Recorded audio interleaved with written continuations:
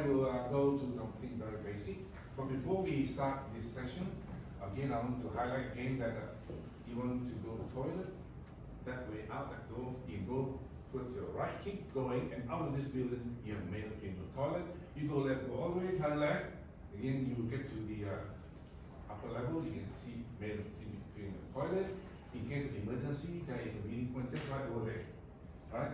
So much for that. And see what we can do next thing. Now, our purpose of this session is that by the end of the session, you should be able to explain concepts which sounds very simple, concept of hazards, the concept of risk, and to be able to tell the difference between those two concepts, and should be able to give at least 2 examples of workplace health and hazards, wherever you're working or in general. So that's the purpose of this session.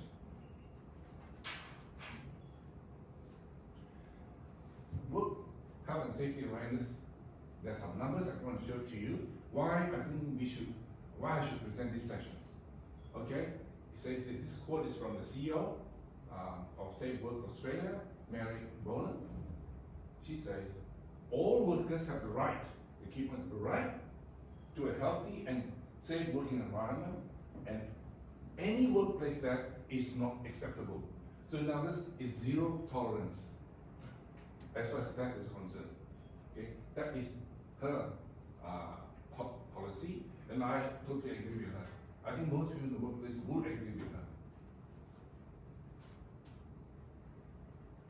And also, just for the sake of discussion, but I just want to mention this thing. Australian workers continue to experience high rates of illness and injury from work. Some new data shows this. It says fatal injury, not just injuries or serious injuries, fatal injuries at work is about 200 in the year 2023 in Australia. And it was 995 a year before, 2022. Group discussion and checkpoint question. My view is this, the difference is 5 workers within those 2 years. And I would have percentage, it's about 2.6%, very low. Is this number significant? Yes? Why? No? Why? So I got these numbers from Safe Work Australia. So now you tell me. Yes. In your opinion, yes. Why yes? It's so small. 2.6%. It's only 5 people compared to previous year. But it's got a trend to increasing. There's a trend to increase. That's number 1, very good. Yeah. No one should do it. Exactly. Because the CEO says zero tolerance. Yeah. No that at all. So the percentage is low, but still very significant. So we don't have a percentage. We don't know by how many people. Even if there's only 1 fatality this year compared to last year, there's a difference 1, and it's not acceptable. Okay, so that's the seriousness of understanding health risk, workplace hazard. That's so important. That's what I think Australia is very famous for in terms of health and safety in all sectors of in all industry. So what are hazards? What are risks? Okay, hazard is a potential source of harm, such as slippery floor or a frayed electrical cord. I just want to name a couple of examples. And what's the risk? The risk is the possibility that harm could occur from a particular hazard depending on exposure and potential severity. Right. So, for example, slippery floor itself is a hazard. But the question is, what harm can it do?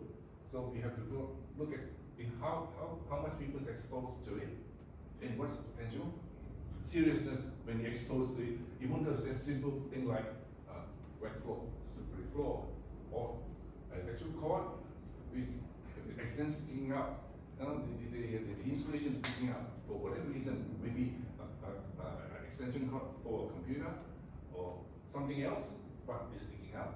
That hazard needs to be checked whether it is risky, what's the possible harm that it could occur. If it is, what kind of harm that can happen. Okay? So that's the meaning of hazard and risk. And there are 5 categories of hazard. Physical, ergonomical, chemical, biological, and psychosocial. That's 5. Physical hazard is anything in the environment, in the workplace. Okay, it could be on your way to work. You can be actually working while on the road. Example, a truck driver. That is his workplace. He was actually moving things, right, in a highway. So that is the environment that he's in. So that could cause harm to his physical body. So hazard is something in the environment or a situation that the person is in that could cause harm. Examples of physical hazards would be slip, trips, and falls due to wet floors or wire lying on the floor. What's the risk could occur? What is harm can occur from a slip, trip, and fall? Okay, so I'll probably mention that later. That is the meaning of physical hazard. Example, falling objects is also hazard from certain height. And what's the risk? What's the possible harm that can occur from being hit by a falling object? Noise from machinery. What's the risk? Potential loss of hearing due to noise from machinery. Okay, so normally we have a device, we call it a meter that tells you decibels. In the workplace, there's a number of decibels that you allow. Okay, if you are above that decibel, no. First thing is the health inspection comes in. That is a big no-no. Okay, reason, no physical harm, but it may in the long term cause hearing loss. It's not deafness, but hearing loss. That is serious enough. Okay, faulty electrical appliances, yes. Some appliances may create a electrical shock, and we don't know it. Because there's some contact is not quite right, or some connection, somehow it was poorly installed, and we don't know it. Checkpoint. When does a wet floor become a risk? We all know that a wet floor is a hazard. When does it become a risk? When you walk on. You walk on it. Yeah. So, what's the possibility that the wet floor, when you step on it, you slip and fall? That is not the issue. The slipping is not a harm. The fall is not a harm. What is the harm? When you slip. And that is the risk. The risk of getting injury. Now, if you fall backward, you may break your backbone, the spine. Now, that is the risk. Because injury is your backbone is now having issues. Right? You need to be in the hospital and send for observation what's going on. Take x-rays and stuff. So that is the risk. Wet floor itself is a hazard. Okay? And the risk is that some harm can happen, very likely. Okay? Can you give another example of a risk? Give another example of a risk. And therefore, what possible harm? Or, yeah, the example of risk is the name the hazard, then name the risk. Anyone? Just to check, make sure that we are on the same page as far as hazard and risk is concerned. Someone? Maybe like a hazard's cause on the floor and risk is tripping over. Say it again. Like the hazard could be cause on the floor, but the risk is tripping over. Okay. What's the hazard? The cause on the floor. On floor. It's not concealed, it should be concealed. Okay? And And the risk is tripping over. you trip over is not the risk. You trip over, what happened? You get injured. You get injured. Okay? You trip over, you fall flat on your face, and people like me wearing glasses, my eyes may be punctured. So that was the harm. So the risk of losing one of my eyes, the vision from one. So that is the risk. Falling over is just the action, the possibility that action that I am involved in can create harm. In this case, one of my eyes. Okay. Help, the hazard, and then the action that is involved itself is still a hazard, but what's the possibility of getting harm? That is the risk. The result of something that the hazard can provide in a situation, the harm is that there's a chance that I will lose one of my eyes. That's the risk. The risk of losing one of my eyes.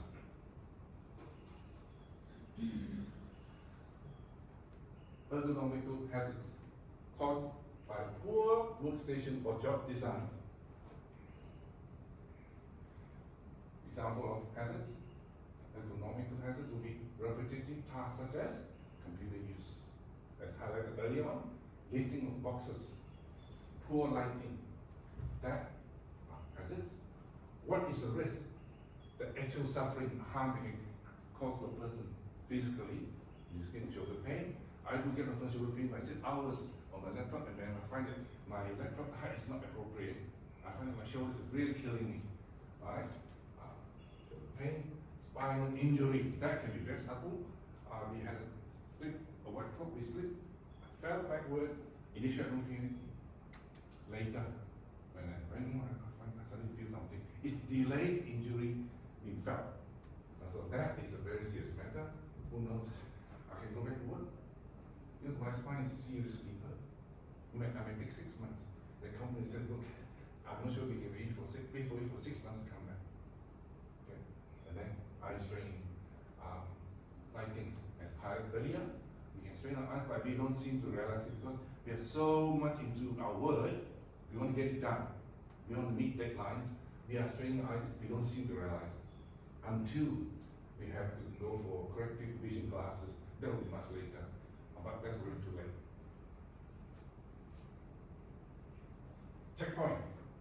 Is lifting heavy boxes using a forklift a risk?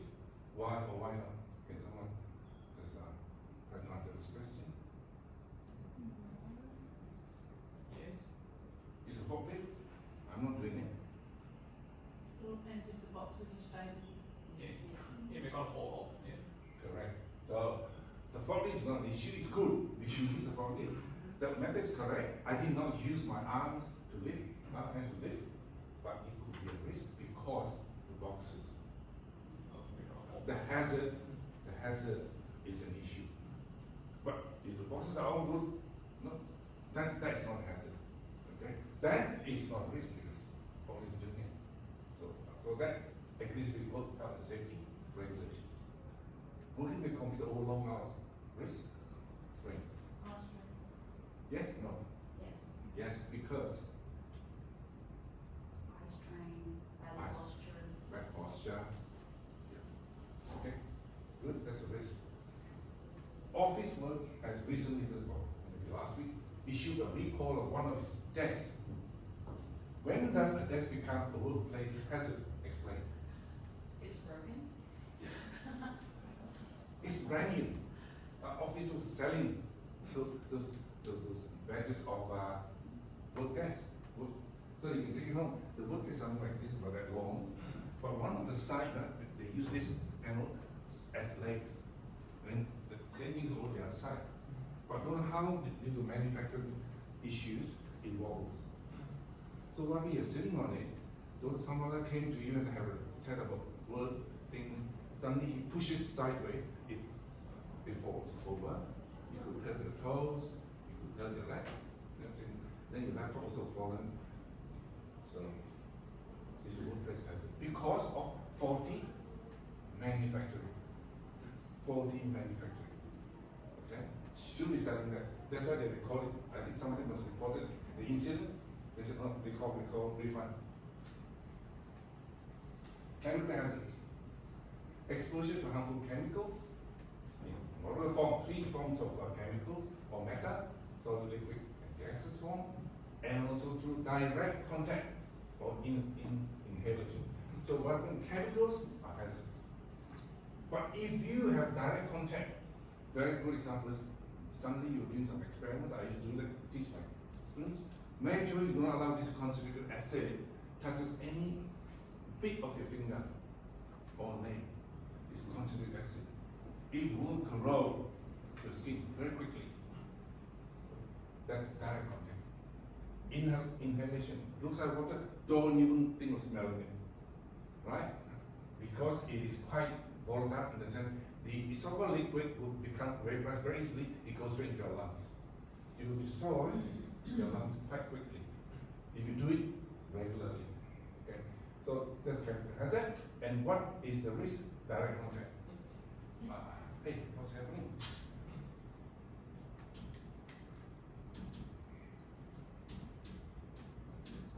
Because when you're touching the screen, you will. Oh, the screen is Yeah. sensitive. Yeah. The screen is sensitive. You should have to go back. Oh, thank you. Okay. Checkpoint. For understanding, dangerous chemicals are stored in a storage room for chemicals only. Hazard or risk or both? Have to be locked away. Yeah, but it's stored in a special room. So when I was teaching, all chemicals are stored in a special room. Only the lab technician have access to it, and I have access to it because I have a license to do so, because I'm a trained teacher. Nobody will have access to it, okay? And it's stored. So in that situation, is it a hazard? And also is it a risk? Or just a hazard and no risk? You don't store them properly with all the different, Okay. they're all, every chemical's got its different. Okay, what you mean is, you must have a systematic way of storing the chemicals. It must be systematic. Dangerous chemicals, cyanide this way, strong acid this way, normal chemicals, sodium chloride, which is common, so yes, they go there. Dangerous chemicals don't go high level shelves, go down as many as possible to the floor. So assuming that is properly done, as per safety standards, assuming that's, so is that a hazard? Is that a risk? Is there a risk? It's a hazard. Hazard. That's the answer I'm looking for. Yes, risk. When you store chemicals, you're supposed to have, like, airflow in there as well. Okay, assuming it's already as per workplace, work and healthy safety policy, he has ventilators and that. But is it a risk? Hazard, yes. Is it a risk? Yes. Inspector? That group? I think it would still be a risk. Maybe a low risk, but it all depends how you access the chemicals. The key point is access. Nobody can have access to this special room, only the teacher like me and the lab technician. Very low risk, and only 2 people at any one time would be exposed to risk. Okay, so to me, I will say, based on the inspector coming in, I said, there's no risk, but it's a hazard. No risk, but it's a hazard. We have no choice, we have to store chemicals, we have the special rooms to store chemicals. We don't have a choice. That is part of the workplace requirement, but it's not a risk or minimal risk. Okay. Are those dangerous chemicals a hazard? We talked about that. Is there a risk? No. Or minimal? Fair enough? Yeah, fair enough. Okay. Biological, again, whatever the hazard is due to your exposure. The key point is exposure to living organisms or their byproducts. Biological means living things. When there are many types of what we call microbes, I call it microbes, bacteria, viruses, and fungi, and parasites. That main, there's 4 types of microbes, I call it, or what we call micro living organisms. Okay, fungi is viruses are certainly not living things because they become living when they enter a cell, a living cell. A virus outside your body is just dead. It doesn't do anything. It has no life. Once enter your body, enter many of your cells, it becomes a living thing. So it's a very funny kind of biological thing. Parasites, okay, we all know that, and toxins, chemicals. And they are biological toxins because snake venom, you get snake bite, venom is a toxin. It kills, it's a poison. Okay? Of course, risk and harm, infection. So, causing, what is a risk? It can cause, the infection can cause illness. That's the harm. So that's a risk. Okay? You exposed to iron oxide, which is rust. You got a cut, you're exposed to it, you get tetanus, lockjaw. Almost within a few days before you can't speak, because lock. And then 3 days later, if you don't get treatment, you die. Okay? Your breathing situations, it can cause asthma. Now that is a risk. That's a harm. Okay? Your skin condition, your eyes, conjunctivitis can have inflammation. Your skin, your rashes, your red eyes, that is a risk, biological risk. Allergies. Alright, during springtime now, you got king spot, some people are allergic to that, and so so therefore they get exposed to these kinds of allergens, and they get a reaction, the body will react either to the skin, or they have difficult breathing, things like that. Asthma people, like that. Then serious diseases, you have hepatitis B and C, and TB. This is a rare, but it still happens. HIV, and other severe infections. One must not touch the door because it can play out. Checkpoint. Flu virus can be a hazard. Yes. Yes. Yes. Definitely a hazard. Okay. When does it become a risk? When you get influenza because of it. When? When you get influenza because of the Ah, virus. The influenza is a risk. It's not being it's harming you. So when does it become risk? When it enters into a human body. Especially in your living system, your body system.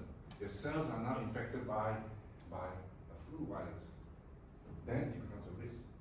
But it itself is just a hazard. If you are well isolated from it, there's a bird flu somewhere in Queensland, you are here, it's a hazard, but you're not there, you're fine. Okay, you're fine. Psychosocial, I'll just quickly go through this. This is probably one of the least highlighted hazards, work hazards in the workplace. Okay? Stress, high job demand, low job control. You're being put on pressure, do so much, you hardly any, you just can't control, too much to do. Then you get stressed. Okay? Bullying, harassment, poor support, lack of recognition. The boss walk past, keep going. They say, good, brother, keep going, good. Coffee's on me, okay? And look, let's go lack of recognition. After you're paid, why should I give you coffee? You've been paid for this job. Lack of recognition. Say some nice thing. So, what's the risk? Mental health issues. What's the risk of anxiety? One of the biggest mental health issues in Australia, according to statistics, is anxiety. So of course, it comes in different levels.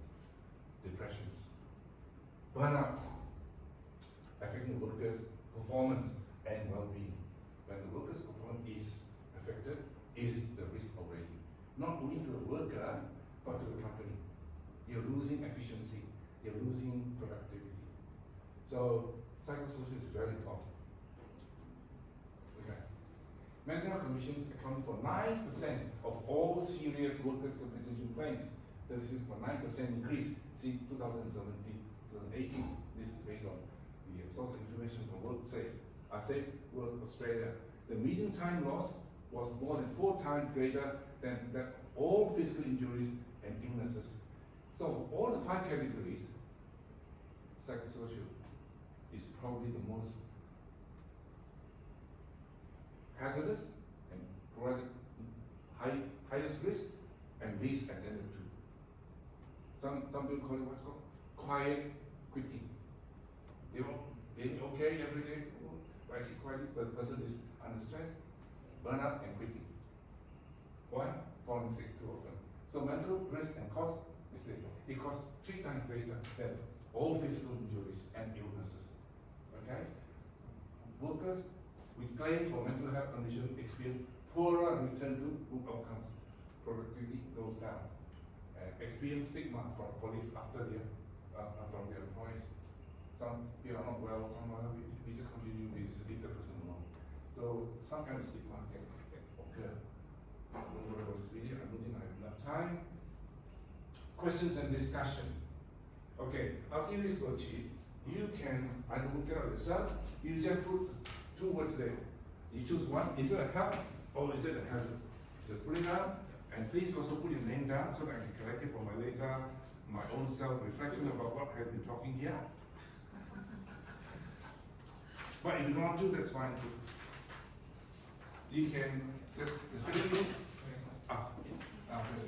if you want. Yeah. Okay, maybe it should be done in a minute, maybe 2.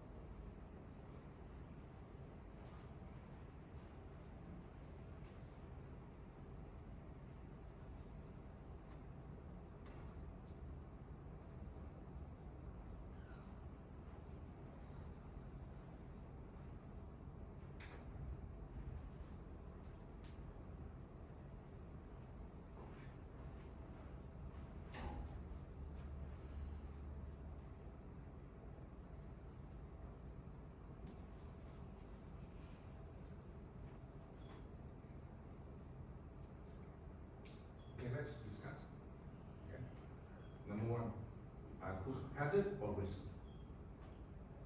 Number one. Both. Risk. So, Risk. Risk. risk. Yeah. Hazard. So, hazard, that's what I like. And I like your answer because you're going to be my health inspector for my workplace. I am happy to welcome you. Hopefully you make mistake, that's not my fault. Yeah. Now to me it's a hazard. The reason is this. The actual place or environment is the hazard. Slip is the action that happens, the result of that environment. So that can cause harm, but not until I actually fell over, I suffer some kind of injuries, that becomes a risk. Right? If I slip, but the risk is not because I somehow I Can continue still walking. continue, yeah. So it's okay, see? But later on I'll talk about risk control. But that And would then- still be a risk, wouldn't it? Is maybe say low risk. But the point is this, that will be under risk control management, which I'll talk later, okay? Next session. Yeah, if you put risk, I don't think you'll be wrong, okay? Because what I did is like put slip, trips and falls as risk and hazard would be the wet floors Yeah. and wires. But the fall must result in some kind of injury. And then that becomes a risk. I had a fall, right? There was no injury. Okay? So If you're the injured when you fall. depends. I didn't get injured, but you did. So to use the risk, correct? Like if you fall, that's an injury already. No, I didn't get injured. You did. You had a bad fall. I didn't. Same spot. So the key point is definitely a hazard. Until injury happens, harm. But Has the been- difference would just be the severity of it.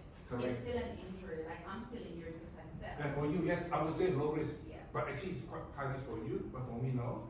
So it's up to the inspector to decide. Okay, if he wants to do a tick or not, it's up to him, okay? Right. Okay, number two.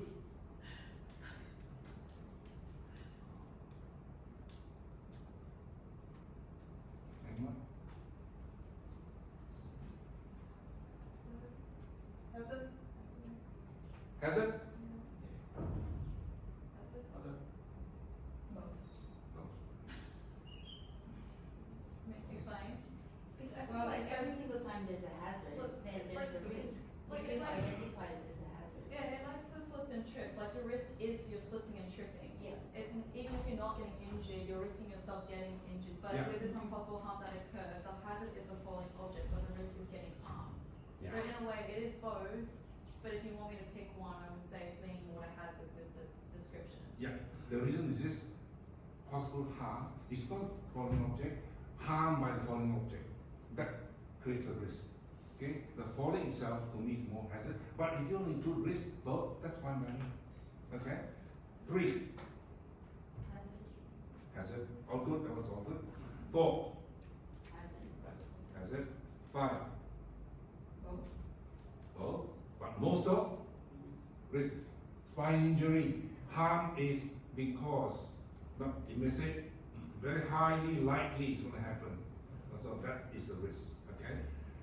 Regular lifting of heavy objects without using a forklift, okay? So that action itself can create harm, and that is a risk. So if I'm a supervisor, please don't take that risk. Please don't. Use a forklift, please, if I'm a supervisor. Stop chemicals.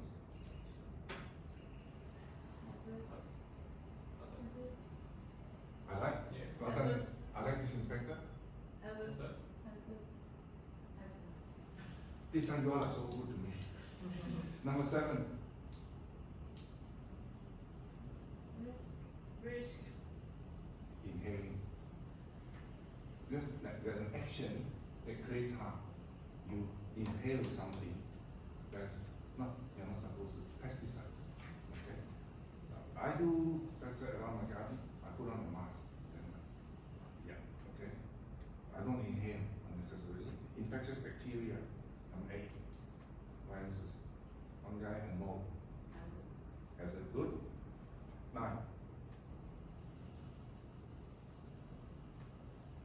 Hazard. As a direct contact, okay? Direct contact. Work-related stress, bullying and harassment, Hazard. all good. Very good. So I think that's all I want to say. So just a bit of feedback, hopefully within a minute. Are you confident of explaining the concept of hazard and risk? And tell the difference between those two concepts and giving at least 2 examples in the workplace. Do you feel confident? Yes? Yeah. Yes. So you can explain as what the session objective. You could distinguish the difference. You could definitely give 2 examples. We went through more than 2 examples. The quiz went through 10 examples. Is there anything in this lesson you find too easy or challenging? Challenging. Challenging. Which part is challenging? Most people will get confused with the hazard and risk Correct. combination. Yeah. There is a thin line. So sometimes you say both, that's fine. Yeah. Okay? Right. Next session. Next session. I go by what the inspector says. So next session will be risk assessment and support. Okay, that'll be the next session. Okay, all done. Thank you guys. Thank you. Bye. Thank you. Now how do I